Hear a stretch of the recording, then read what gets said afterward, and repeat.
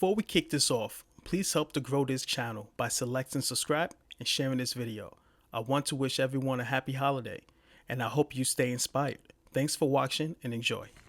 Welcome to Blueprints Unsealed, a series of reflections and thought depicting the life and times of society's most influential people, ideas, and culture. What is the number one thing that man can't live without?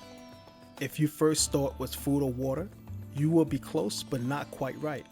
You see, our body can do without these resources, even if it's just for a limited amount of time. But the one thing that we can't go without, not even for a few minutes, is air. Our body needs a constant flow of oxygen, and if this crucial resource is not accessible, the body will die. A body can recover from dehydration and hunger, but damage caused from lack of oxygen is irreversible. Today, there's a great threat that lurks over us, a silent danger whose origins seem to elude us. All across America, people have been reporting this mystery chemical odor that range from sweet chemical compounds to stale fish odors. But regardless of the smells, they all have one thing in common. It's repulsive, and authorities don't have a clue where it comes from. But have they been searching in the right place? Perhaps the source of these toxins is much closer than we think. The first step in problem solving is to first identify problem locations and see if a pattern emerges. Just by performing a simple Google search, you can easily find many hotspots where mysterious odors has been reported. Some of the top locations include Pennsylvania, Florida, Vermont, Minnesota, and New York. And what do they all have in common? They each provide access points to foreign entities to deliver products right into mainland America. But perhaps they can also be delivering something more than just goods. What if these cargo ships are responsible for the mysterious odors? Could it be something toxic that the vessels are carrying? Or perhaps the smells are a byproduct produced by waste aboard the ship. And if that's the case, we will want to know whether this was intentional or not. And finally, who is responsible for such offenses? But first, what is the protocol for vessels operating in U.S. waters? Can any foreign vessel freely cruise through U.S. territory? For starters, according to international agreements, typically, international water starts 200 nautical miles from a nation's coastline. In other words, within these parameters, you are considered to be within a nation's jurisdiction. As such, you must abide by the laws and rules of the land. In the U.S., we have border control carried out by Homeland Security, and we also have the U.S. Coast Guard that monitors the open seas. They even have broad authority to board any ship in U.S. territory with or without a warrant. To operate in U.S. waters, you must have the proper license and documentation. And for foreign vessels, there are stricter requirements. There's even a prohibited vessels list that prevents certain ships from docking in any U.S. ports, regardless of their credentials. So, what does this tell us? It suggests that whoever is the culprit of the mysterious smells has the appropriate permission to operate within U.S. territory. Or, in other words, somebody is flying under the radar. So, if we believe that the cause for the mysterious odors are unintentional, the U.S. can simply pass a mandate requiring all foreign vessels to conduct a thorough inspection of their ships and submit their findings to the U.S. authorities. Failure to comply would simply prohibit such vessels from operating in U.S. waters.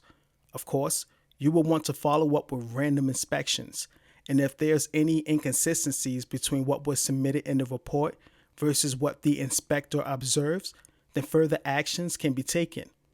However, when it comes to intentional actions, these methods just won't work. And why is that?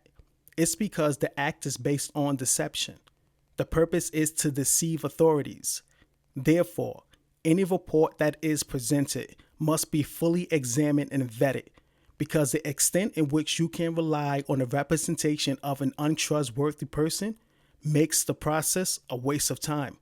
So, we must up the ante. We must seek out the motives for such actions. Perhaps the chemical being released is to have a negative impact on crops and plants. Or maybe It can disrupt communication links in other technology.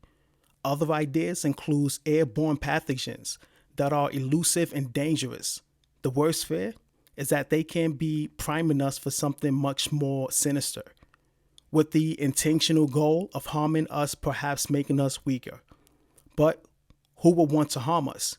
Apparently, the US has many enemies, and the parties responsible could be anyone's guess. They range from terrorized groups to first world nations such as China and Russia. In fact, a recent intelligence report fell short of predicting a military confrontation with either Russia or China, but it suggests that so-called gray zone battles for power will intensify with intelligence operations, cyber attacks, and global drives for influence. The intelligence community has ranked the U.S. list of threats from highest to lowest, starting with China, followed by Russia, Iran, and North Korea. What's interesting about this list is that China has been suspected of secretly developing bio and chemical weapons in protected facilities. The only logical purpose for developing bio and chemical weapons is for one thing, and that is to prepare for a biological and chemical warfare. Today, many of the most powerful nations has committed themselves never to use chemical or biological weapons against each other. In fact, there are numerous international treaties to this effect. However, many countries are still in possession of weapons or are actively developing them in secret as a defense measure against future enemies. Ironically, the US has claimed to be in possession of over 31,000 tons of chemical warfare agents, while Russia has claimed over 40,000 tons, and Iran has admitted to be in possession of over several hundred tons.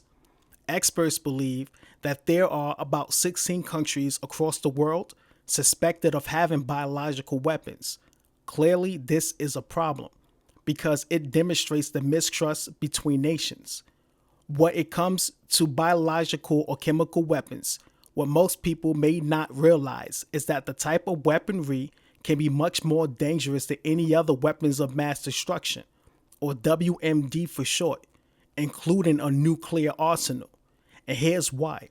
When it comes to a nuclear war, it is considered a zero-sum game, which means there are no winners and there's only casualties. It is virtually impossible to set off a nuclear explosion in secret. There are just too many detectors located around the world that will easily pick up on the activity, either directly or as a seismic event. However, biological weapons are specifically designed to be much more elusive. The target of such biological weapons may never realize that their illness was caused by something intentional, with no cure in sight. This WMD has the potential to shorten our lives, genetically modify our DNA, and wreak havoc for generations to come, and no one will have ever seen it coming. In just over 100 years, the evolution of war has changed so drastically. Perhaps the greatest warriors and military leaders of the past would not be able to comprehend the complexities of modern-day world affairs, and even less about how wars are fought today. For war is a forever changing landscape and constantly demands a fresh approach when dealing with such complex issues. During the Cold War, the prevailing thought was that a nuclear war has no winner. Unfortunately, some people believe that this is still the case. Today, some of the greatest minds has developed a new approach on how we view war, and more importantly, on how we fight wars. Scientists and mathematicians are the new face of war, and battle plans are being replaced with the game theory, which are mathematical models of strategic interactions among rational decision makers. So, should we just brush off these mysterious chemical odors that permeates throughout the US, or do we come together and find the culprit before it's too late? Thanks for watching. Please consider supporting the channel by hitting the like button and subscribing.